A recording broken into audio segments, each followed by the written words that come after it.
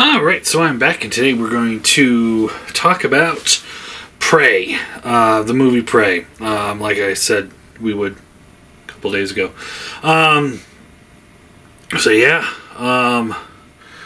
This is the newest in the Predator series. I thought it was pretty good. I do apologize in advance. My boss has been texting me pretty non-stop this morning, so if we get interrupted a couple times, that's what's going on here. But anyway, so yeah, this is like a prequel, but I wouldn't really put it into a prequel category like I would like the prequels for Star Wars or the like The Hobbit was the prequel to Lord of the Rings, movie-wise anyway, not book-wise. But because it really has no bearing on the original movie. It's its own thing. It just happens to take place in the same universe and years and years and years before the first Predator movie. So it's just kind of like, yes, it's a prequel, but it's not really a kind of prequel that just like leads into the next story. There were some nods to other movies, which, yeah, whatever. I'm trying to be vague here. But overall, I thought it was a fun movie. It was exciting, intense at times. I've heard some people not like it, some people liked it. I thought it was pretty good. I think, it did a good job of kind of doing what the original Predator did, but did it differently enough to make it like a new movie, not just a rehash on something we've seen before. And, like where the original first two Predator movies, while they take place in a jungle and then in a city, because, the city's so crowded and the jungle there's so much stuff going on, it makes you feel really claustrophobic. Even though you're in the open, it just feels like it's a very tight space. Whereas this one has the opposite. Like, it feels like you're in the open space, but very isolated. Isolated in the wilderness, which is like something that resonates with me, especially since where it was filmed. I think it was Montana, or I don't know, where was it filmed? It's supposed to take place in Montana, I believe. Where was Prey filmed? Canada.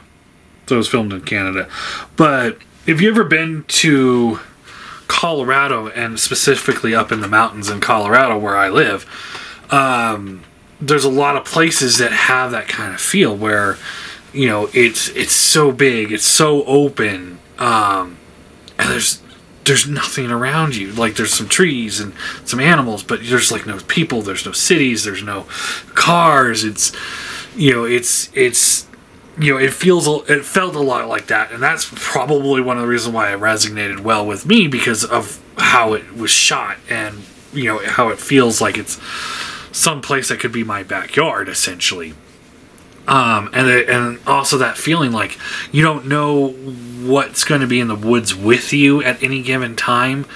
We've got mountain lions and bears up here and other things, and it's just kind of like you could turn around and there's a mountain lion sitting there staring at you, and then all of a sudden, you are getting hunted. So it's just one of those, it has that, it just had me have that kind of like isolated feel, and I really like that. It resonated well with me. Maybe not with everybody, especially if you aren't familiar with that kind of land and geographic areas, but it did well with me anyway. I thought the characters were good. I liked now I'm not an expert whatsoever in cultures, at all. I never claimed to be, never will be, but I liked how they portrayed the I think it was the Comanches in this, as very competent hunters and fighters. And, you know, I can't remember the name of the movie, but it was years and years and years ago. But I went to theaters to see it because I was pretty excited. It was like, it had Native Americans versus Vikings. And I was like, man, there's such different contrast in hunting and fighting styles. I thought this was going to be good, but it turned into like the Vikings were just killing the Native Americans left and right. Native Americans stood no chance whatsoever. They had no idea how to fight these things, and the only one that could fight them happened to be a kid Viking. Like, they left a child behind in an earlier expedition, and he was raised by Native Americans, and he's the only one that can fight the Vikings, and it was garbage. You know, it just kind of made it made the Vikings look like these mythological monsters. Just these big hulking brutes, which they really weren't. But then it also made the Native Americans, and I'm not saying that they are, but this movie made them seem like they were absolutely worthless in a fight. They just were getting butchered left and right, and that's one thing I liked about this movie, Prey, is that you didn't get that feel. You know, they're, out in the middle of the night in the wilderness, which is something I don't think I would do, alone to go hunt a mountain lion. Like, no, you could pay me to do that. Not by myself. Not happening. It's just not gonna happen. But, it made them like stronger characters, and I enjoyed that. And then you also had the white men that were in there as well, and it's like it made them seem strong in their own way, not necessarily a good way, but the way they were hunting and killing things, which that was. It made it seem very like a contrast, and that was what I was kind of wanting to see in that Viking movie. Was just like, I want to see the contrast of the different type of fighting styles. So all in all, I thought that was pretty good. I thought the Predator was pretty cool for the most part. Some of the graphics weren't so great, but I'm okay with it, especially since it wasn't a theater released movie. It's essentially a made-for-TV movie at this point, is what, straight to streaming means to me. And, it definitely had a pretty unique feel to it. Similar to the first Predator movie, but in its own ways, completely different. So, all in all, it was a really enjoyable movie, I thought. I would give it an 8 out of 10. And let's talk about spoilers now. So, if you guys haven't seen it, I do recommend go watching it, and then you can come back to here. We can talk spoilers. But yeah, that was pretty cool. I really liked how the Predator works in this world. Like how you see him. Like you get the first scene that you kind of really see him in, you have the bug that gets eaten by the rat, and then the rat that gets caught by the snake, and then he kills the snake and skins it. It was like, okay, that's different. Seeing this, you could see that he's got this train of thought of, okay, so here's an animal, here's something bigger hunting this animal, and then here's something bigger hunting that animal. That's the one I want to go after. So he kills the snake, he kills a wolf that way, and then he ends up killing a grizzly bear, and they're pretty intense scenes. Him fighting the one wolf was like, wow, you didn't really expect the wolf to put up as much of a fight, and the fact that the wolf was just like, I see you, dude, you're not hiding from me. So that was pretty cool. Their bend light ability seems to work only against things like humans, whereas things with better senses, like a wolf, is like, dude, you're not fooling me, which was pretty cool. Fight with Grizzly Bear was pretty cool. You know, the one thing I didn't like.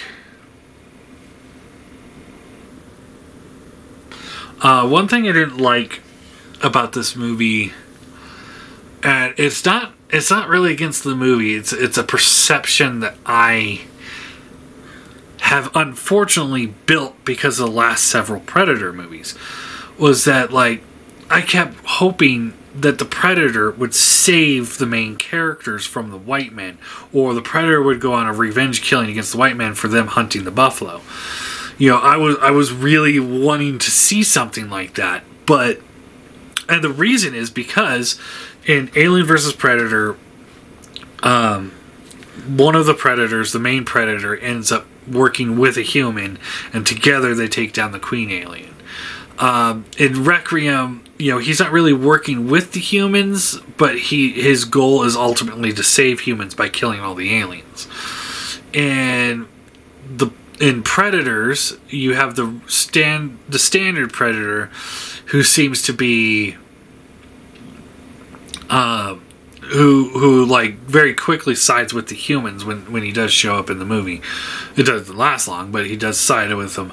And then in the Predator, the classic looking Predator, he comes to Earth to save humans from the Predator War. You know, and it just starts building this like anti-hero-esque type character with the Predators, and I kept getting into that mindset in this movie. And again, it's not really against the movie, it's against the perception that the other movies have started to build with the Predator, and the fact that he never really does that, and he's just there to fuck some shit up and just be a movie monster. And that's what I really wanted to see, and that's what we got. And once I got past my own little hesitations, I was like, okay, all right, now we're going. Because there was no anti-hero anything about this guy. He was straight up villain, and like he will kill. Like, yeah, he passed by things that he deemed that weren't threats, but he killed just about everything else he can get his hands on. He was fucking brutal with it too. Some of these people died horrible, horrible deaths, and it's like that's the kind of movie monster I wanted to see. You know, I didn't necessarily need to see, the hero Predator trying to save the humans, or, the hero Predator, he's really there only to get the bigger prey, and it just happens to not be like, oh, there was an alien on the world, or he was really after the grizzly bear. It's like I didn't want to see something like that. So I'm glad that we got what we got. And then let's see. Some of the negatives I would easily go into